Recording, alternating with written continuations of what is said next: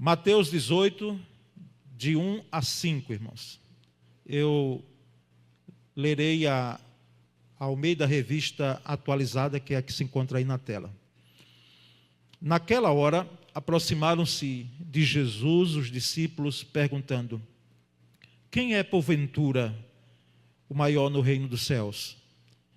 E Jesus, chamando uma criança, colocou-a no meio deles e disse: em verdade vos digo que, se não vos converterdes e não vos tornardes como crianças, de modo algum entrareis no reino dos céus. Portanto, aquele que se humilhar como esta criança, esse é o maior no reino dos céus. E quem receber uma criança tal como esta, em meu nome, a mim me recebe. Amém. Meus irmãos, esse texto, de fato, é um texto muito profundo, como assim toda a Bíblia, mas profundo o contexto dele.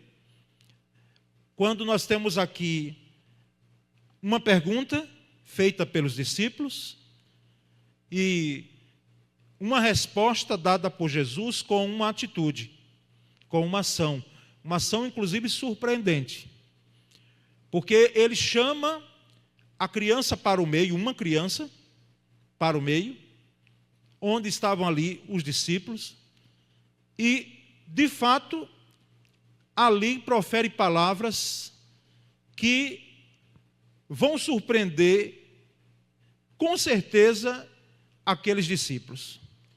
Porque a criança, no mundo israelita, no Antigo Testamento, era valorizada. Embora tinha essa questão de se ter um descendente para se perpetuar o nome, mais do que uma força de trabalho, de ter um herdeiro, a criança ela tinha o seu valor. Nós percebemos isso dentro das orientações dadas em Deuteronômio às crianças, aos filhos. Então, dos povos antigos, entre os quais os israelitas, lá na antiga aliança, eles estão inseridos, havia uma valorização da criança, havia uma valorização do filho. Nós que vamos percebendo a trajetória, isso não ocorreu com todos os povos, porque com o nascimento, já agora, no que nós podemos chamar depois de Cristo, surgiram as dificuldades devido ao contexto de guerra, devido aos contextos outros da sociedade, devido aos desgastes que ocorreram também em diversos elementos na sociedade, na comunidade mundial, a criança e muitas delas ficaram a mercê, principalmente não apenas na Europa, mas hoje aqui no Brasil nós percebemos as dificuldades, não é? Aquilo que elas estão sujeitas. E também há um mundo todo obscuro que hoje nós podemos visualizar, e aquilo que nos chega de informação, porque nós não temos o conhecimento do todo. Mas, irmãos, é impressionante quando Jesus traz essa criança, porque aqui nós vamos ver alguns elementos, não apenas a importância que o próprio Cristo deu às crianças, mas também da postura que devemos adotar diante de Deus. Aqui o Cristo não está dizendo que nós devemos voltar a ser crianças, porque é uma pergunta até interessante. Se você gostaria de voltar à sua fase de criança, fase infantil. Eu já ouvi gente dizendo, não, Deus me livre, pastor. Eu não queria não, porque a minha fase infantil foi muito sofrida, às vezes muita dificuldade em casa, o contexto da casa não me traz boas lembranças, então jamais, não sou mais agora. Já outros aqui, certamente, iam dizer, eu queria, né? Queria voltar. Tempo que a gente não tinha preocupação de pagar as contas, as faturas, os boletos. A gente geralmente estudava, porque tinha que estudar, é claro, mas brincava e brincava muito. Então, assim, é possível que aqui, num auditório como esse, tem gente que tem muita saudade do tempo infantil. Mas, assim, Jesus não está dizendo que a gente tem que voltar à infância, que a gente tem que se infantilizar, nada disso. São valores, são princípios aqui, e ele coloca a criança no meio, porque a criança deve ficar de fato no meio, porque ela implica a criança em proteção, em cuidado, mas também em exemplo para nós. E nós vamos então a uma pergunta que é feita. Revisitar essa pergunta é sempre importante para todos nós aqui. Então, a pergunta e foi feita pelos discípulos. Naquela hora, ou seja, antes, eu tive cuidado de ver o que foi que ocorreu antes. Ocorreu lá no capítulo 17, Jesus, de fato, tem aquela criança que era epilética, mas também tinha uma legião sobre ela. E Jesus ali, depois que desce com Pedro, Tiago e João, o trio apostólico, que subiram para o chamado Monte da Transfiguração, descem.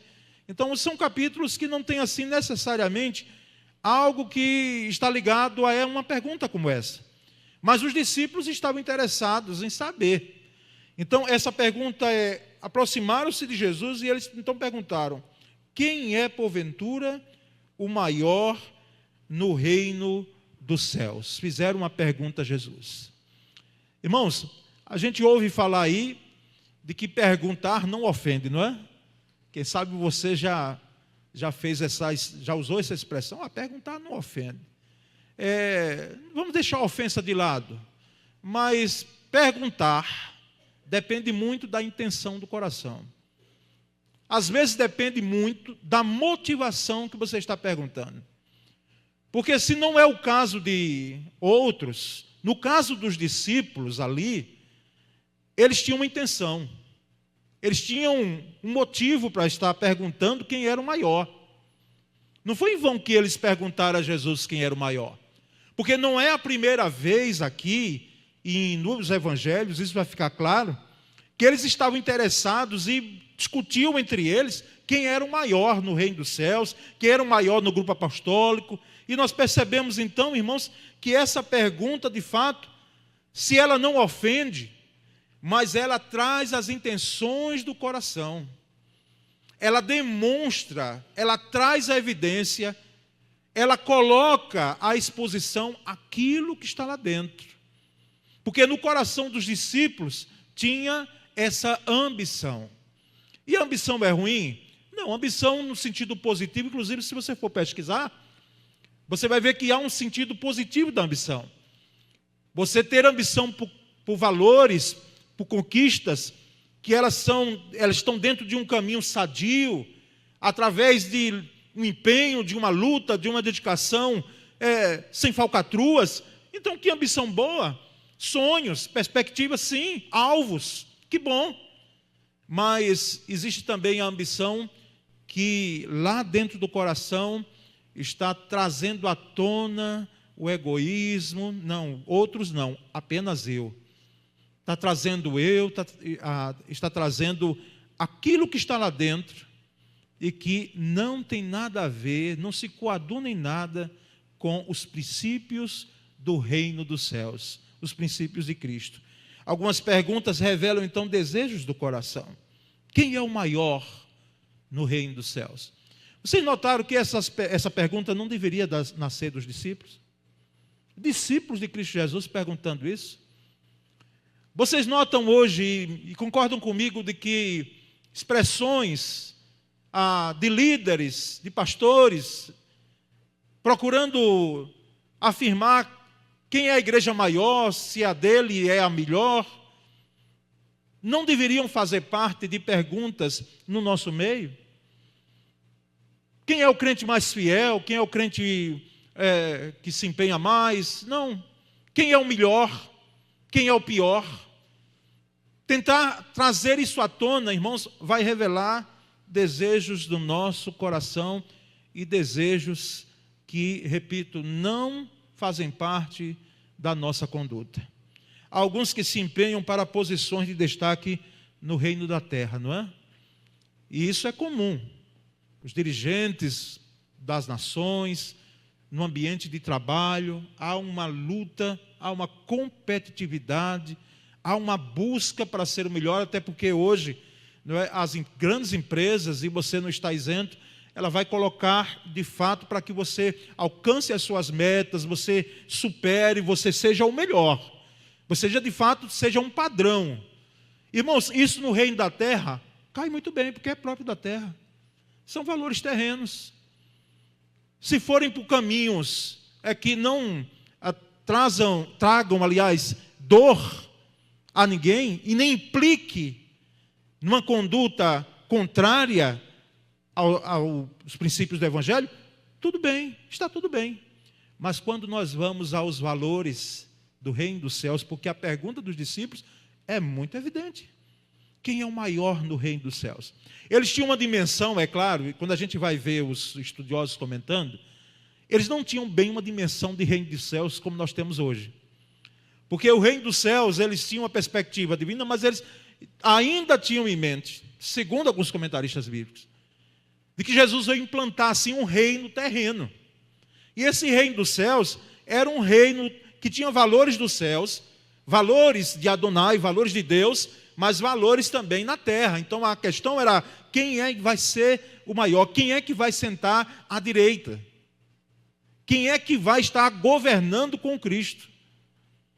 Quem é que vai estar no trono ao lado dele? Não foi a primeira vez. 2 discípulos de Cristo perderam uma oportunidade muito grande. E com a intermediação, né, da mãe, porque ela chegou para Cristo, e em outro texto diz que só eles dois chegaram, mas a mãe estava ali envolvida e disse, Senhor, permite que os meus 2 filhos sentem um à tua direita e outro à esquerda, no reino que há de vir, no reino dos céus. E ali eles vão perder uma oportunidade, porque Jesus vai dar uma resposta que você que conhece a Bíblia sabe. O sentar à direita e o sentar à esquerda é desejo de muitos, quem sabe. E nós percebemos, irmãos, então que os discípulos estavam preocupados com posições de destaque no reino dos céus. Quem era o maior? Quem era o melhor? Quem é o maior é uma pergunta que nasce de comparação. Comparação. E a gente compara muito, irmãos. O ser humano é próprio disso. Se você não faz essa comparação, glória a Deus. Eu louvo a Deus porque eu também tenho me empenhado para isso. A gente quer comparar a gente mesmo com os outros. Às vezes até o nosso irmão. Nós fazemos comparações. E as comparações, elas não são um bom caminho. Porque todos nós somos diferentes aqui. Todos nós. Então, a comparação em relação ao reino de Deus, quem é maior e quem é menor, não nos cabe. Competição, vamos ver quem vence, vamos ver quem é o melhor. A competição nas Olimpíadas, plenamente compreensível. O atleta, ele não quer saber se ele vai ganhar. Primeiro, o alvo dele é chegar ao pódio principal. É a medalha de ouro que ele quer. Ele não quer um bronze e uma prata, não. Ele quer o ouro. Se subir ao pódio e não for o ouro, tudo bem. Mas, de fato, isso é plenamente compreensível. Está dentro da competição. Mas competição no reino dos céus para quem é o melhor, quem corre mais, quem corre melhor, quem é o mais preparado. Isso não deve haver conosco, não tem a ver conosco. E da ambição, desejo ambicioso no sentido negativo. Então revela uma busca por reconhecimento, por posição, por status, não é? Por status. Uma guerra de posição. E aí nós vamos, irmãos, então, depois dessa pergunta, a resposta de Jesus. Que é uma resposta que é feita, não é? Pela a conduta, pela atitude que Jesus teve. E Jesus responde com um gesto surpreendente. E ele coloca, como eu disse, a criança no meio e traz a criança como um modelo, como um exemplo. Versículo 2 diz que Jesus, chamando uma criança, colocou-a no meio deles. E nós percebemos que um exame mais minucioso da Bíblia Sagrada, nós vamos perceber que as crianças têm um papel bastante significativo na história bíblica, nos registros bíblicos. Nós vamos entender que as crianças, elas foram instrumentos nas mãos de Deus quando os adultos tiveram dificuldade de ouvir a voz de Deus. foram crianças que ouviram. Como foi o caso do Samuel, profeta. Profeta depois, mas antes era um menino. Estava lá aos 6 anos, e a história dele é maravilhosa, surpreendente, porque nasce do desejo de uma judia, de uma mulher que queria ter filhos, e não tinha, era estéril, ora ao Senhor, pede um menino, o Senhor concede a ela Samuel, e depois concede mais outros filhos, mas ela devolve esse menino ao Senhor, e o profeta Samuel foi uma bênção na história de Israel. E esse menino no templo já servindo junto ao profeta Eli, ele ouve a voz de Deus. Quando Deus silenciou, aquele a quem deveria falar, que era Eli, tinha silenciado. Quem sabe pela conduta, aliás, quem sabe não, certamente, irmãos, eu diria, porque está claro nas Escrituras, a conduta de passar a mão de Eli em 2 dos seus filhos, Ofni e Finéias, que eram também sacerdotes, mas que serviam no templo, e estavam servindo de maneira totalmente errada diante de Deus. Esses 2 filhos aprontavam muito. Só para os irmãos terem uma ideia, eles tinham relações sexuais no templo de Israel, com as moças, as mulheres daquele templo. Eram 2 filhos que deveriam ser afastados do sacerdócio, independentemente se fossem filhos. Lembro de um pastor há anos atrás, que a filha incorrendo, e isso certamente doeu o coração dele. A filha incorrendo em grave conduta, que estava inapropriada, porque assim, irmãos, você quer participar da igreja como congregado, e eu entendo que você não deve ficar só como congregado para que você dizer, não tenho um compromisso com a igreja assim, então eu vou e participo dos cultos e não quero ser membro. Mas a filha era membro, e membro, a implicação existe um laço, um compromisso entre nós. E não é um compromisso farisaico de dizer, mas todo mundo faz na igreja. Não serve. E juntou a chamada aquela comissão de membros antes, né? Que hoje nós vamos ter a comissão de ética.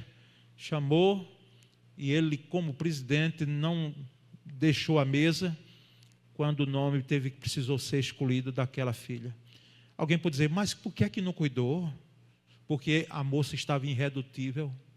Ela disse, não vou me submeter, não vou dar meia volta, eu quero fazer dessa forma aqui, desse jeito. E levou e foi desligada, né? Eu sei que o termo antes que nós usávamos era eliminado, né?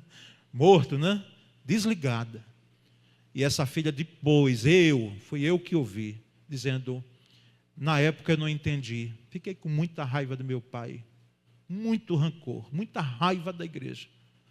Mas hoje eu posso olhar para trás e saber de que a igreja fez o correto, porque assim não é pastor que desliga você não, viu? Na igreja batista.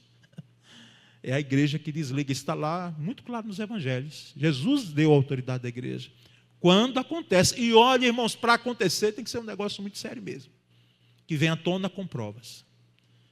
Então, os filhos de Eli deveriam ser afastados. Eles estavam inaptos totalmente de poder exercer o sacerdócio, mas Eli chega para eles e diz, meus filhos, é verdade o que eu tenho ouvido de vocês, que vocês estão fazendo isso e aquilo, pitando 7, o 10, o 20, vocês estão aprontando aí, vocês estão com a conduta, é verdade isso. Olha, irmãos, às vezes é difícil a gente olhar para filhos e dizer, de fato, eles estão realizando isso mesmo. Eles estão fazendo isso mesmo. E ali não tomou uma decisão, não tomou uma atitude. E isso, de fato, fez com que Deus silenciasse naquele tempo, e um menino chamado Samuel, ouviu a voz de Deus. Irmãos, nós percebemos que as crianças, elas são extremamente susceptíveis em compreender as coisas de Deus. Compreender as coisas de Deus. Não precisa fazer muito arrudez, flor, porque é possível, ou era possível, que Jesus viesse de outra forma.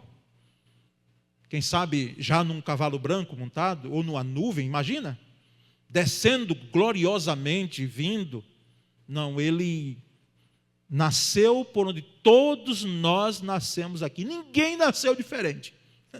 Todos nós nascemos de um ventre de uma mulher. Porque esse é o caminho. E Jesus veio por esse caminho, veio legalmente. Eu costumo sempre dizer, quando faço referência a esse aspecto, de que Satanás, embora um ser espiritual, ele está presente aqui no mundo, inclusive está aqui presente. Quantos demônios estão aqui? Né? Natural isso. Mas eles não nasceram de mulher. Eles estão no mundo, mas não passaram pelo caminho, embora seres espirituais. Jesus submeteu-se a uma criança, a um bebê. E quem é pai e mãe aqui sabe, a família sabe, a fragilidade, a vulnerabilidade que é pegar um filho no colo e dizer: meu Senhor, me dê sabedoria e graça para cuidar desse pacotinho aqui de gente, porque ela é totalmente dependente da gente. E Jesus, irmãos, submeteu-se a isso. Ele, na forma, sendo Deus, mas através da forma humana, ele não usurpou ser igual a Deus, aniquilou-se a si mesmo, tomando a forma de servo e sendo obediente até a morte e morte de cruz. Ou seja, mas tudo nasceu, é uma redundância que eu vou dizer, mas é proposital, tudo nasceu, tudo brotou pelo seu nascimento. Inclusive, quando nós estudamos teologia, um dos estados ou estágios de humilhação de Cristo é submeter-se à forma humana. É revestir-se de humanidade. Então a criança fica sendo o exemplo, o modelo. E existem os requisitos. Os requisitos estão nos versículos 3 a 5. Porque no versículo 3 Jesus diz: e disse, em verdade vos digo, que se não vos converterdes, e não vos tornardes como crianças, de modo algum entrareis no reino dos céus. Note bem aqui, eles já estavam contando que estavam no reino dos céus, os discípulos, né? E aí Jesus vem claramente e diz: espera aí, não adiantem não. Para entrar no reino dos céus é preciso conversão. Vocês querem pular aí esse processo? Se vocês não se converterem, e conversão tem tudo a ver com a expressão do nome, converter, dar meia volta, gerado por um arrependimento. Se vocês não se converterem, e vocês, de fato, se tornarem como crianças, e o termo é muito interessante, comparativo, como, não igual a crianças. Reitero, a criancice em criança é plenamente compreensível. Tem gente que quer criança de adulto, né? Um homenzinho. Criança é criança. Não para quieto às vezes, não. É criança. Vai se amoldando à sociedade devido aos costumes que temos e à orientação paterna e materna. E também da igreja. Mas são crianças e ninguém queira fazer de uma criança um adulto. Agora, irmãos, meninice, criancice em adulto é deplorável. Você conhece algum adulto que parece que nunca cresceu? É sempre um menininho? É sempre uma criança?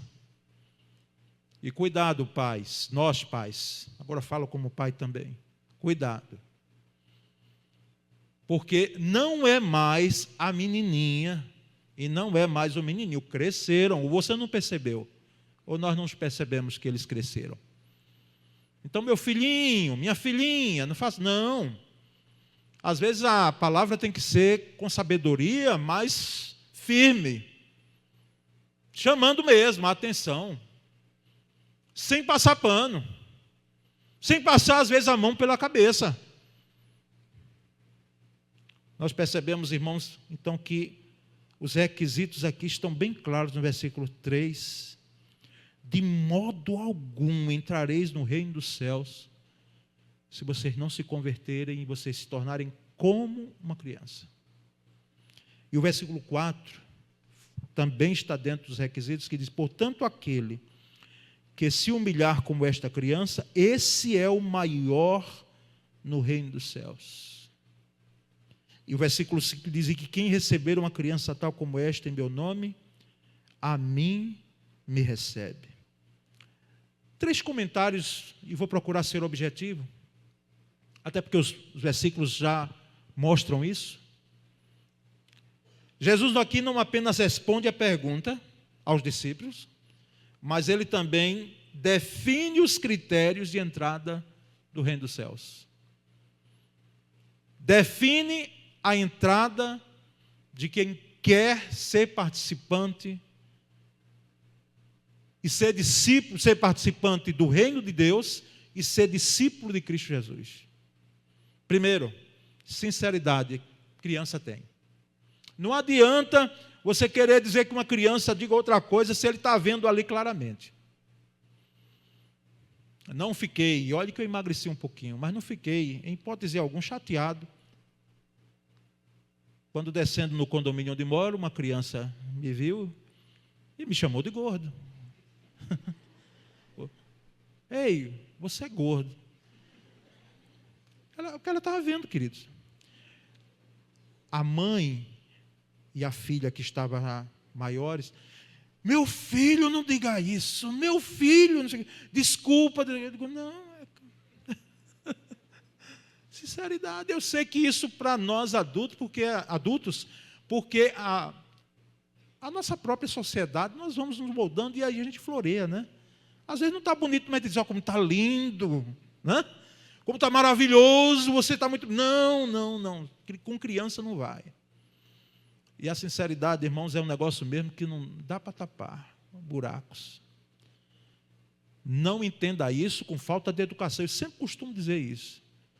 Porque às vezes, até no nosso meio, alguns são mal educados, irmãos. Sabe como abordar às vezes? Chegam em nome da sinceridade. Não, eu falo sempre a verdade. Sim, a verdade que machuca o outro. Para ser verdadeiro, para você falar a verdade, tem que machucar o cônjuge? Tem que machucar algum irmão em Cristo? Tem que machucar o filho, ou o filho machucar pai e mãe? Falando a verdade, sendo sincero? Que sinceridade é essa? A criança faz. E faz de maneira não apenas, vou dizer, ingênua, mas é a visão dela. Porque sinceridade é você, de fato, ser o que você é. Nós estamos num mundo cheio de cópias, irmãos. Cheio de cópias. Segundo, humildade. A criança reconhece. Talvez ela não tenha dimensão do que os aspectos da humildade, os conceitos de humildade. Mas vê se não é assim. Estão lá brincando, aí um dá um beliscão no outro, ou faz alguma atitude lá que agride o outro assim, lá no meio da brincadeira. Se os pais estão perto, é possível que as crianças passam as pazes 2, 3 minutos, não vai muito, eu acho que é além disso. Mas é possível que os pais fiquem chateados um com o outro, mas nem chamou a atenção do filho, nem brigou com ele. Então, facilmente fazem as pazes ali e levam numa atitude de humildade. Não levam o rancor para o outro dia, nem para o outro ano, nem para outra década. Ou nós duvidamos de que alguns rancores, algumas mágoas, e para um pastor como eu, que já está há um bom tempo no ministério, lidando com gente, isso eu tenho visto. E se leva e se acha no direito de agasalhar e de reter isso aí, como se fosse um álibi, para que você pudesse, em algum momento, você lançar em rosto, na sua defesa. Humildade. Eu vi um conceito, li, aliás, um conceito há anos atrás, que humildade é ver as coisas como elas são. Humildade é você ver as coisas como elas são. E eu disse, como um conceito desse? Ver as coisas. Não, porque você pode minimizar o acontecido. Não foi nada demais, não. Se foi uma questão séria, tem que ser tratada com seriedade, com empenho. Ou às vezes a gente maximiza. Faz a tempestade, como nós falamos, com um copo d'água. Aumentamos, damos uma dimensão de que não merece a situação. E se você é humilde, eu não sei se você já ouviu alguém dizendo assim, eu sou humilde. Já ouviu dizendo assim, como eu sou humilde, porque eu sou humilde, já perdeu o quê? A humildade. Porque a humildade é algo que é muito mais notado pelos outros em você e em mim, do que eu dizer, não, eu sou humilde, eu sou um pastor humilde, eu reconheço a minha humildade. Quanta prepotência, quanto equívoco, quanto engano da nossa parte. Humildade nós notamos. Eu vou citar nomes aqui, porque é para o bem. Enaltecem, né? Eu ouvindo uma palestra há anos atrás,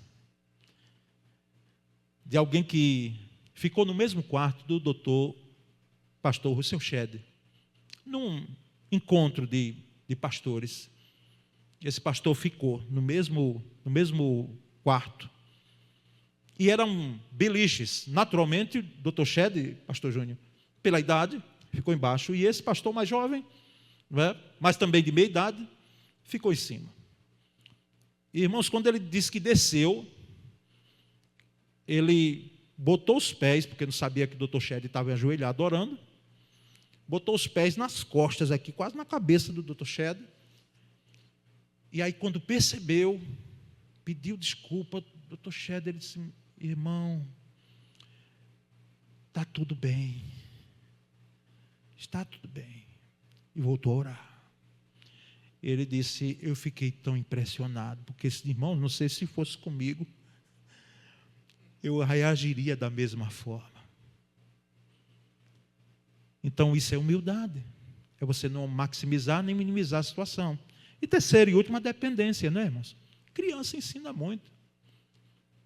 Quando eles vão crescendo, e nós já passamos por esse caminho, nós sabemos muito bem que eles perdem essa característica. Mas qual foi a criança aqui, nosso filho, que perguntou, pai, vai ter comida hoje? O senhor conseguiu o dinheiro aí? Está com dinheiro, vai ter comida?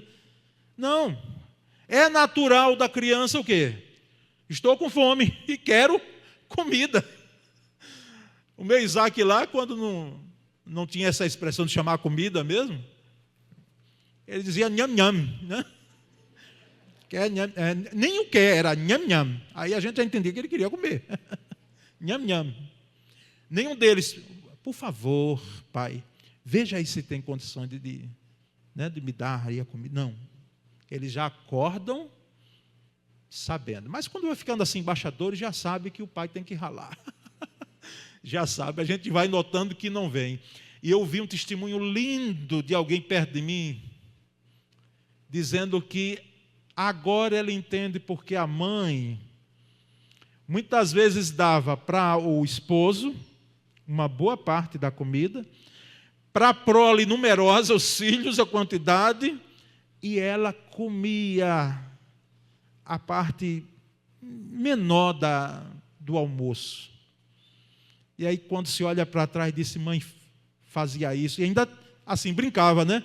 Não porque eu gosto do pé de galinha. Eu sei que o pé de galinha tem algumas propriedades, né? Mas, assim, não era uma questão de estética ou de outro desejo, não. Para que as crianças não ficassem preocupadas. Não, eu gosto e comia. Para dar o melhor. Criança ensina dependência. Elas são dependentes dos pais. Em tudo. e nos ensinam a sermos dependentes de Deus, do Senhor. Por isso que Jesus disse: olhai para os lírios do campo. Não apenas as crianças como um exemplo, mas olhem para a natureza, olhem para os passarinhos. Aí eu já ouvi gente dizendo assim: sim, mas passarinho não paga contas, e lírio do campo não paga. Jesus foi tão claro dizendo: olha, eles têm providência, dada, é claro, um entendimento natural, né, pela natureza, mas sou eu que providencio, sou eu o provedor. Providência.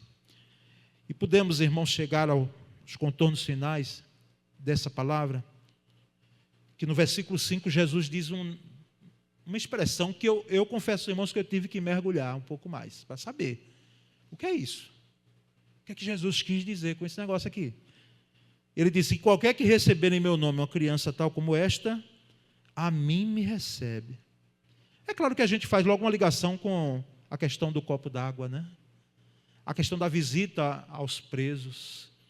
Se você deu um copo de água, você já fez uma atitude pequena, para todo judeu era totalmente simples, porque eles queriam que você entrasse em casa nesse tempo, e você era bem-vindo ali. Havia todo um costume, como aqueles 2 discípulos no caminho de Emaús: não, fica conosco, já é tarde. Nós conhecemos você agora, mas é próprio da nossa cultura recebê-lo aqui em nossa casa. Nós não fazemos isso com ninguém, mas fica aqui conosco. O que é isso que Jesus quis dizer? Irmãos, receber uma criança em nome dele, está o recebendo, é porque Jesus se identifica com as crianças. Jesus se identifica com os pequenos, não apenas com as crianças, mas com os vulneráveis, com aqueles que estão sendo humilhados. Jesus se identifica. Há uma identificação de Cristo com a criança, com o vulnerável.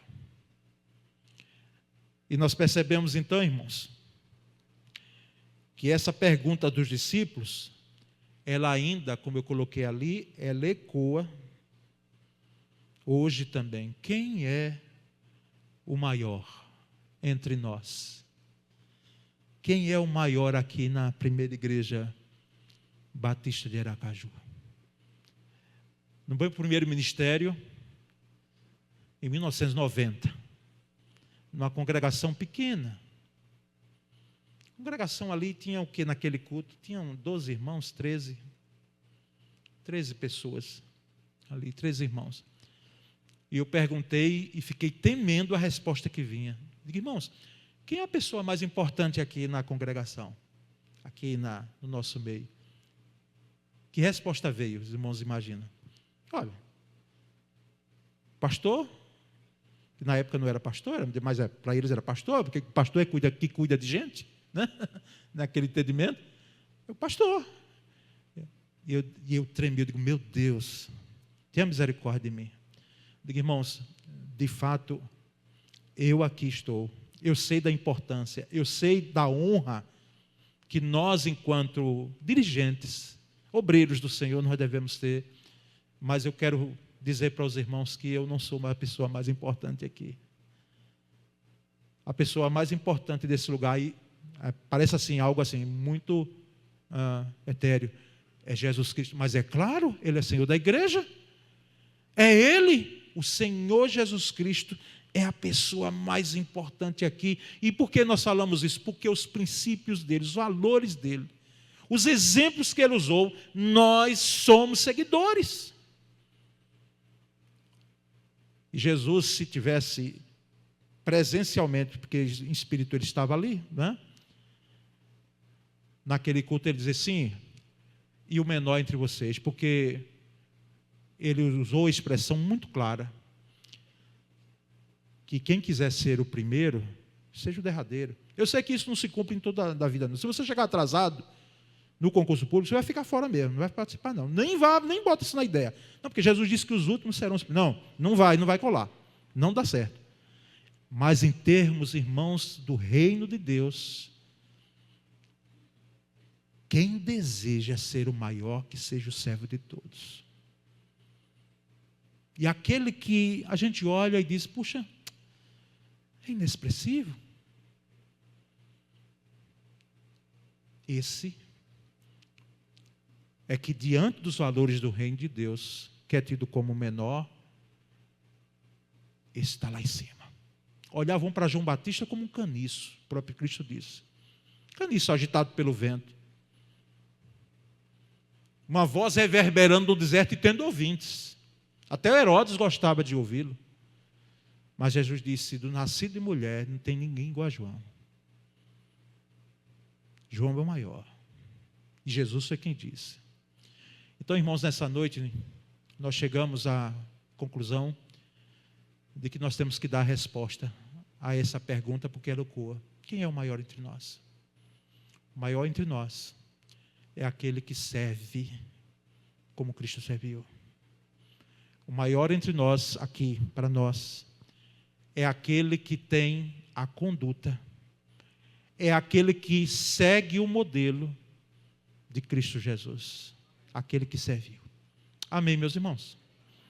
Sejamos nós advertidos, exortados, edificados com essa palavra.